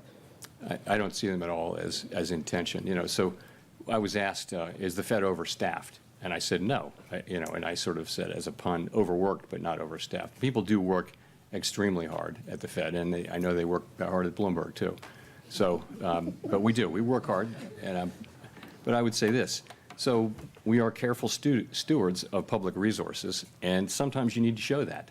So there have been several times in our history, modern history, where the Fed has said, you know what, we're going to do a buyout. We're going to show the public, we're going to demonstrate that we are good stewards of public resources. So we thought, and I thought, that this is a time when we can, we grow at about, our headcount has grown at about 1% a year.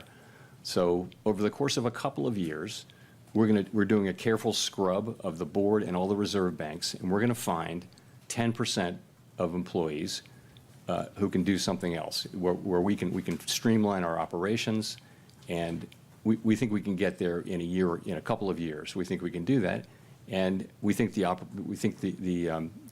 is without taking risk to carrying out our critical missions. So this is something you do very carefully, thoughtfully, and you do it again respecting that we have critical missions to carry out. I've had experience, a lot of experience in my prior careers, with headcount reductions and things like that, and this is how you do it professionally. You do it carefully, thoughtfully, with a lot of planning, and you do it over a period of time. And I think the Fed will be fine. I think no one will notice any decline in our ability to carry out our missions, and I think it's just us wanting to demonstrate to the public that we are actually good stewards of their resources. Straight to the public that we are actually good stewards of their resources. We're effectively wiping out 10 years of headcount growth with this. So, I mean, we wanted to show that, that we're good stewards. How is progress on reducing headcount going so far? Are you on track to meet the goal? We're just at the very beginning. As you know, we're doing a buyout program. We're going to hit that goal. I think many organizations find that they can do this. You don't want to do it every year or anything, but you can do it at intervals, and you wind up not interfering with your ability to perform your jobs.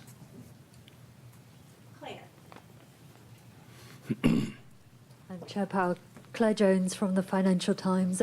As you're no doubt aware, the Senate Finance Committee has tabled its version of the reconciliation bill this week, and I was wondering if you could tell me a little bit about the tenor of the debate at the FOMC over the past few days on fiscal policy and the degree to which that influenced people's projections for 2026 and beyond. Thank you. Yeah, so, we don't sit around and debate or really discuss. We take fiscal policy as fully exogenous. And so we actually, really didn't talk about the bill or the contents of it. It's still evolving. When it gets closer, remember also we have a very, very large economy, and the effects will be at the margin. I expect that they may already be in, but they will be in by the next meeting. We'll make an estimate. But it's not a major thing. It's nothing that we discuss. It may have been mentioned a couple of times, but as something that's coming in. But I think the outcome is, we don't know the outcome yet there, so hard to be real specific. Neil. Thanks, Chair Powell. Neil Irwin with Axios. There have been some cutbacks in economic statistics collection in the last few weeks. Worries that long-running problems around funding and response rates may be getting worse. How much is this concern on your radar? How much confidence do you have that the gauges you're watching to assess the economy are reliable right now? Two things. One, the data we get right now, we can do our jobs. I'm not concerned that we can't do our jobs. That's not the point. The point really is that we are starting to see layoffs and important gatherers of data are saying that they're having to cut back on the size of their surveys. That's going to lead to more volatility in the surveys. I think we should take a step back and, from our standpoint, and I think the standpoint of businesses and governments and everyone, having really good data on the state of the economy at any given time is a huge public good. It helps, it not just doesn't help the Fed, it helps the government, it helps Congress, it helps the executive branch. More importantly, really, it helps businesses. They need to know what's going on in the economy. The United States has been a leader for many, many years in this whole project of measuring and understanding what's happening in our very large and dynamic economy. And I hate to see us cutting back on that because it is a real benefit to the general public that people in all kinds of jobs have the best possible understanding of what's happening in the economy and hence what's likely to happen.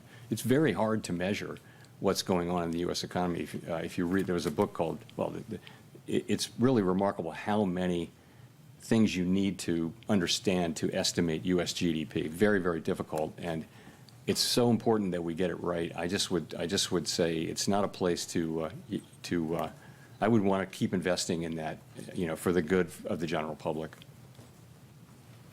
Victoria.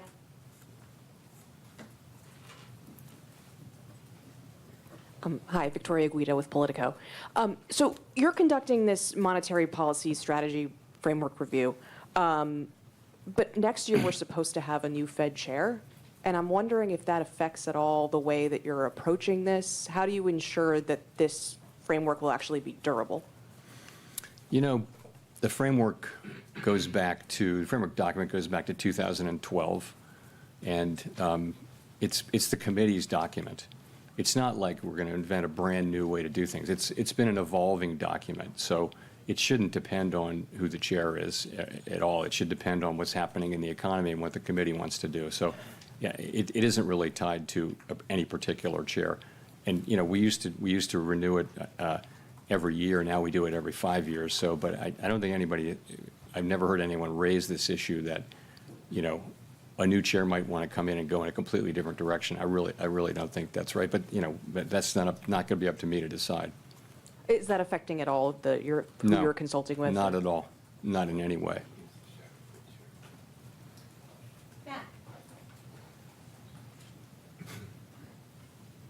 Thank you. Chair Powell, Matt Egan from CNN. Relatively low gas prices this year have helped drive down inflation in recent reports, but that trend is starting to reverse given the crisis in the Middle East. How are you thinking about how the Israel-Iran conflict will impact the economy, especially inflation? And what lessons were learned during the 2022 period when another conflict, the Russia-Ukraine war, sent oil and gas prices skyrocketing? So, of course, we're watching, like everybody else is, what's going on. I really don't have any comment on that.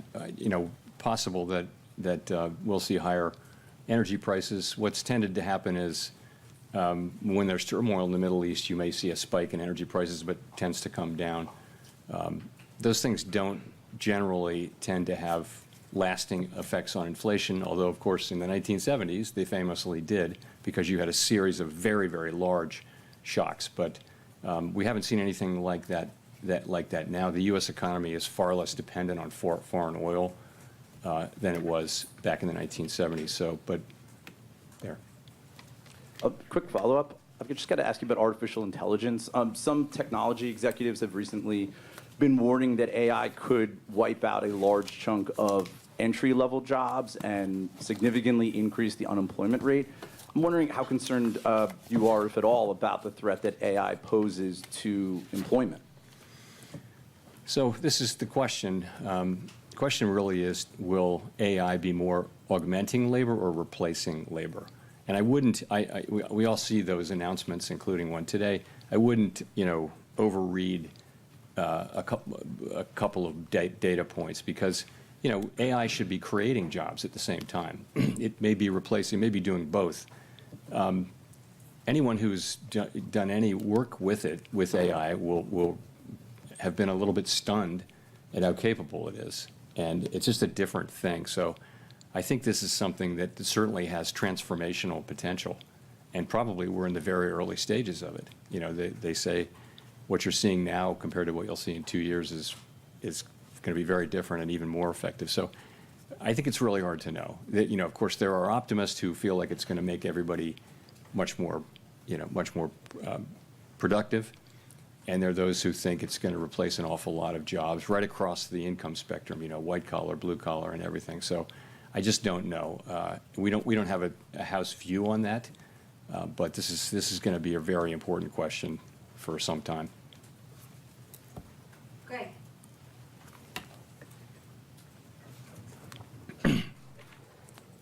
Thank you. Greg Rapp from MarketWatch. I was wondering if you could step back a little bit, Chair Powell. There's a spate of articles and a lot of op-eds now in the newspapers saying that the U.S. economy and the global economy is going through this profound change, akin to the end of the Bretton Woods era in the 1970s.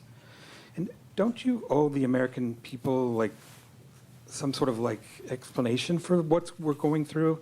I mean, I noticed earlier this month when you talked about Bretton Woods a little bit, and you said that Bretton Woods, the Fed staff had to change how the dollar, movements of the dollar was impacting the economy. Are we going through something like that now? That, are you having to change how you do monetary policy? Is it that fundamental a change underway? Thanks.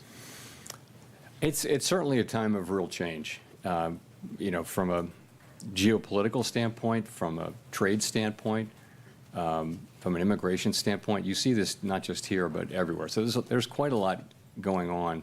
It doesn't change the way we do monetary policy in the near term. And it doesn't change our objectives or what we need to do. And, these things are not really our issues. They're really issues for elected governments. All of those issues are really for elected governments. But there's no question it's a time of real change, and very hard to see where that goes.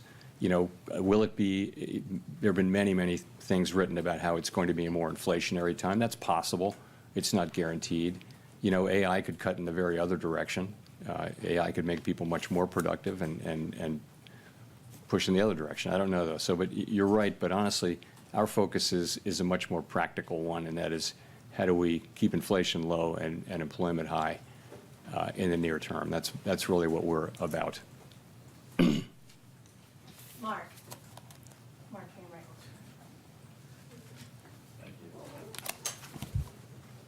Hello, Chairman Powell. Mark Hamrick with Bankrate. What is the view about the growing amount of slack in the job market, including the softening in payrolls, the forecast of a modest rise in the unemployment rate, and the ability of workers to demand wage hikes or not in this environment where you have inflation surging? You don't really see unemployment going up. You don't see increased slack, really. At the margin, remember, you're at 4.2% unemployment. That was, for many years, that was a extremely low level. It happens to have come up off of an even lower level as we came out of the pandemic. We were as low as 3.4%, but 4.2% is probably at the low end of estimates of the longer run, sustainable level of natural rate of unemployment. So I guess I wouldn't agree with that. And also, in terms of wages, real wages after inflation have been moving up sort of more than was consistent with 2% inflation. They're still moving up at a healthy clip, and I think much more consistent with 2% inflation given a reasonable assessment of trend productivity. So it's a pretty good labor market. You're right that the level of job creation has come down, but so has the supply of workers, the change in the supply, the new supply. So you've seen the unemployment rate remain pretty stable at 4.2.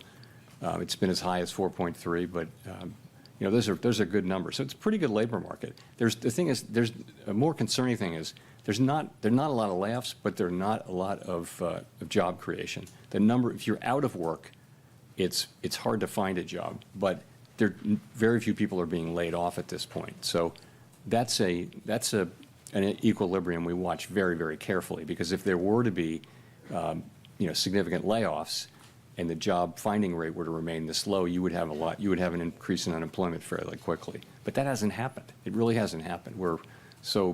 The U.S. economy has defied all kinds of forecasts for it to weaken, really, over the last 3 years.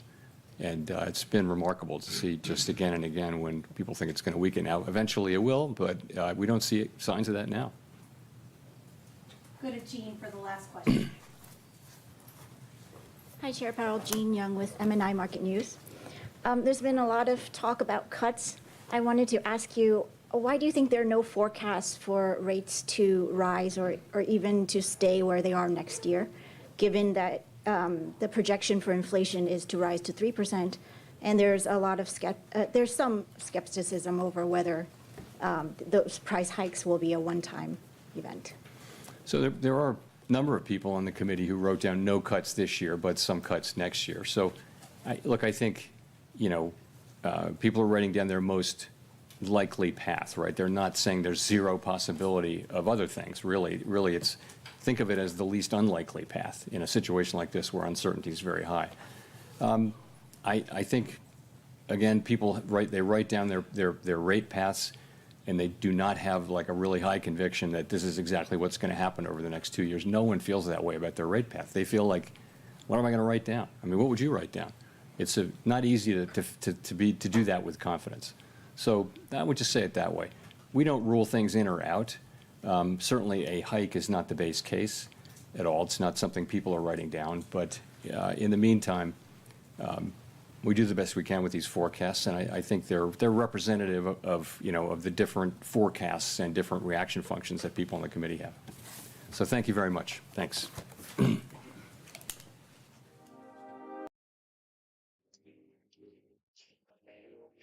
Und da ist er fertig, der gute Jerome. Der gute Jerome ist durch. Er war hawkisch, das kam aber noch Trump mit dazu, ne, der jetzt sich wieder äußert zum Iran-Konflikt und immer die gleichen Meldungen letztendlich, die er sagt, möchte jetzt nicht reingezogen werden, gibt auch gleich nochmal ein Treffen. Ich habe auch ein bisschen was schon geschrieben. Er sagt letztendlich immer das Gleiche. Ja, diese Flugzeugträger, die jetzt hinstellen, dass die hinfahren, muss ja nicht heißen, dass sie eingesetzt werden. Ne, er rudert wieder zurück, ne, erst wieder vor, dann zurück, hin und her, keine genaue Linie, wie so überall in seiner Politik, ob nur Zölle, ob Ukraine-Krieg, kennen wir auch. Die Märkte hören es natürlich jetzt gerne, dass die USA nicht involviert werden möchte, hat jetzt ein bisschen dafür gesorgt, dass die hawkische Haltung von Jerome Powell hier die Märkte wieder ein bisschen zurückgeholt hat. Man ist ja unter Druck geraten, weil Jerome Powell wirklich hawkisch aufgefallen ist. Vielleicht, weil Donald Trump ihn im Vorfeld 2 Stunden vorher richtig kräftig beleidigt hat, als äußerst dumm. Ja, vielleicht wollte er da ein bisschen was Hawkisches reinstreuen. Was war das Auffällige? Man hat Zeit. Ne, man möchte beobachten, solange der Arbeitsmarkt so solide ist, ne, also er ist nicht zu eingetrübt. Ne, man hat sich auf den Arbeitsmarktbericht, der ja unterschwellig trotzdem nicht so stark war, eher bezogen, wenn der solide ist und die Inflation erhöht ist und nicht sinkt, werden wir die Zinsen halten, wie sie eben sind. Wir haben Zeit, hier zu beobachten und ist bereit, schlicht und ergreifend abzuwarten, wie sich das in den nächsten Monaten entwickelt. Egal, ob es zum Thema Konjunktur oder zum Arbeitsmarkt oder bei der Inflation, die erhöht ist und in den Prognosen, das war auch sehr interessant. Ne, er hat ja gesagt, es hat Bezug genommen auf die Inflationsprognosen, nicht auf den aktuellen Inflationssatz, der leicht besser ausgefallen ist, sondern auf die Prognosen aufgrund der Zölle. Er ist immer wieder auf die Zölle rumgehackt, dass die der Hort sind für schlechteres Wachstum und für höhere Inflation. Vielleicht, weil Donald Trump ihn beleidigt hat, ist das diesmal wirklich sehr direkt gewesen. Und das war natürlich ein negativer Aspekt. Also vermutlich, also September-Zinsschritt Der war nun eingepreist, könnte knapp werden. Könnte knapp werden und mal gucken, ob es überhaupt noch für 2 Zinsschritte reicht nach der Pressekonferenz. Eigentlich eher für einen. Habe ich hier noch eine Grafik, hier mal die Prognose. Ich gucke mal kurz, was ich euch noch zeigen kann. Bei den Dotplots war es natürlich auch interessant. Das zeige ich euch noch ganz kurz. Die Veränderung, ne? Die Mai-Dotplots, jeder Punkt ist ein stimmberechtigtes Ratsmitglied und hier die Juni-Dotplots, hier eine kleine Verschiebung. Ne? Hier, wie viele Mitglieder keine Zinssenkung sehen. Ne? Vom 4 im Mai ist jetzt zu den Juni-Dotplots eine deutliche Erhöhung, ne? Die auf Pause gehen. Das hat man in der Sprache eben auch gehört bei Jerome Powell. Also auch hieß aber auch, ne? Also viele sind unsicher. Wir sehen, haben wir ja vorher besprochen, hier, der so breit gefächert ist. Ne? Manche sagen hier über 4% Leitzins, andere sagen 2,5%. Also weit gefächert, weil eben so viel Unsicherheit drin ist. Ne? Deswegen kann es keiner genau sagen. Ja, die Prognosen kann man uns auch noch mal kurz angucken. Prognosen. Hier die letzte Datensatz 1,7%, hier nun 1,4% auf das nächste Jahr von 1,8 auf 1,6. Also Konjunktur nach unten angepasst und die Inflation, sehen wir hier, PCE-Inflation nach oben angepasst. Also eigentlich keine gute Mischung ist. Ne? Von 2,7 jetzt 3%, nächstes Jahr auch noch nicht ein Inflationsziel. Also Prognosen leicht hawkisch, das wurde aber erwartet, aber vor allen Dingen seine Wortwahl. Ne? Er ist wirklich hawkisch aufgetreten, ohne das jetzt übertreiben zu wollen. Ne? Das wollen wir jetzt nicht übertreiben, aber es ist auffällig gewesen. Und auffällig war es einfach auch, dass er wirklich die Zölle, immer wieder die Zölle. Ja, es kann sein, dass er hier einfach Donald Trump jetzt einfach auch nicht mehr voll gesonnen ist, nachdem er ihn so beleidigt hat. Dass Zölle der Hort sind der Unsicherheit, Zölle sind der Hort für die schlechtere Konjunktur, Zölle sind die Gefahr für den Arbeitsmarkt, Zölle sind die Gefahr für die Inflation. Das möchte Trump mit Sicherheit nicht gerne. Ja, mal gucken, ob er dazu noch was posten wird. Ja, nun mal schauen wir noch mal auf die Performance von Jerome Powell. Ne, jetzt sind wir am Ende raus. Kommt jetzt noch mal eine Schwäche rein, eine halbe Stunde haben wir noch. Hier ist die halbe Stunde. Gab es dann Gewinn mit Namen. Mal gucken. Eigentlich waren wir jetzt gut auf diesem Weg, dass wir runtergelaufen sind, aber wir haben eben auch noch ein bisschen Geopolitik und Donald Trump ist gerade ganz fleißig dabei.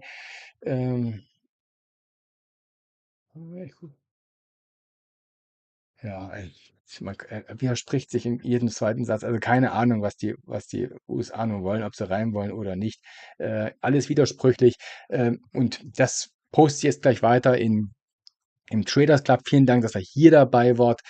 Sehen uns gerne das nächste Mal wieder. Wer durchweg so informiert bleiben möchte, kommt mit hinein für wenige Cent am Tag in den Traders Club. Den Link gibt es in der Videobeschreibung oder auf meiner Webseite trading-portal.net. Kommt ihr auch dorthin. Würde mich freuen, wenn wir da noch mehr sehen.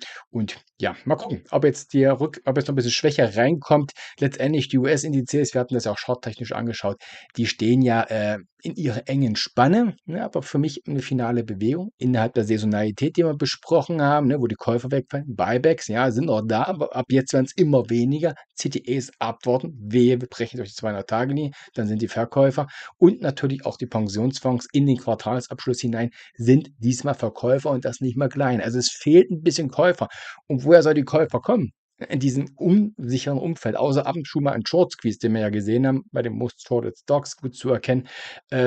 Echte Käufer nicht wirklich. Da haben wir auch die Cash-Quoten, hat die auch gepostet im Traders Club bei den Fondsmanager, auch ziemlich niedrig, also haben auch nicht unbedingt jetzt hier Munition, um was nachzukaufen. Also es ist ein bisschen im Sommerhandel fehlende Käufer. Haben wir dort irgendeinen Trigger im dünnen Handel, sehen wir natürlich gerne auch beschleunigte Bewegung. Nur gut, ich möchte mich jetzt hier nicht in Rage reden. Wir sehen uns, wie gesagt, gerne im Traders Club. Da geht's dann gleich weiter. Mal gucken, ob jetzt wirklich wieder der Rücksetzer kommt und Jerome Powell mit seiner Performance, ne, erst hoch, haben wir vor wieder sehr ähnlich diesmal und dann Schwäche in den Schluss, trotz Geopolitik. Schauen wir uns dann gleich noch an. Ich bringe dann natürlich kurz nach 22 Uhr noch einen Abschlussbericht im Club. Bis dahin, vielen Dank fürs Zuschauen. Wir sehen uns. Macht's gut. Bis bald und ciao.